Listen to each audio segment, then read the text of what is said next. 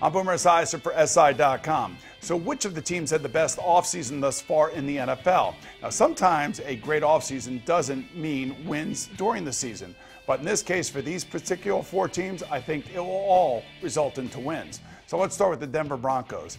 Free agency was great, their draft was good, and John Elway knows that he's got a Hall of Fame quarterback, and you got to support him. I think the addition of Emmanuel Sanders, the wide receiver from Pittsburgh, is going to be a great addition for Peyton Manning. He'll throw him 65, 70 balls, and he'll look like he's a Hall of Fame wide receiver because that's the effect that Peyton Manning has on people.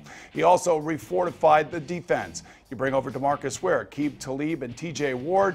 You have three significant position upgrades, and certainly the Denver Broncos will be a marked team as the season begins for the AFC.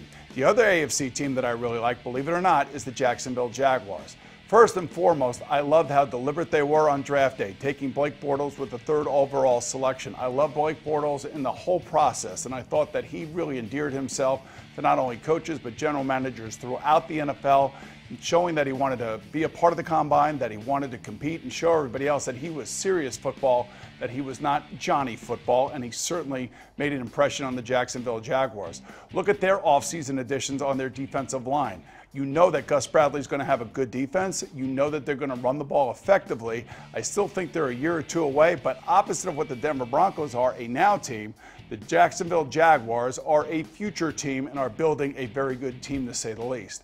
Over in the NFC, I love what the Tampa Bay Buccaneers did. First and foremost, they go out and get a new coach, Lovie Smith.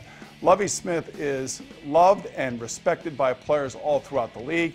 He's the anti-Greg Schiano. When you think about it, exactly what the Tampa Bay Buccaneers need. They also shed the contract of Darrelle Revis in a somewhat controversial move, but I think it's a really good move because they filled it with free agency. They had a really good draft. They went out and got a quarterback in Josh McCown. They have tremendous wide receivers, and I love the addition of Mike Evans during the draft. So the Tampa Bay Buccaneers are rebuilding and will be a force in a couple of years, if not this year.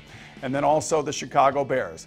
There are no more excuses for Jay Cutler. This should be by far his best year. He's loaded at wide receiver, running back, offensive line, and tight end. Phil Emery, their GM, went to work in the draft on their defense and also added some significant players like Jared Allen on defense as well to help with the pass rush and also stop the run. So this is a team that is also a now team. The problem for them is that they play in a very difficult NFC North. Of course, with all the teams that are there and those teams that are rebuilding, it will be a fight to the finish. But the Bears, the Buccaneers, the Broncos, and the Jacksonville Jaguars, in my eyes, are the four teams who had the best offseason thus far. I'm Boomer Esiason.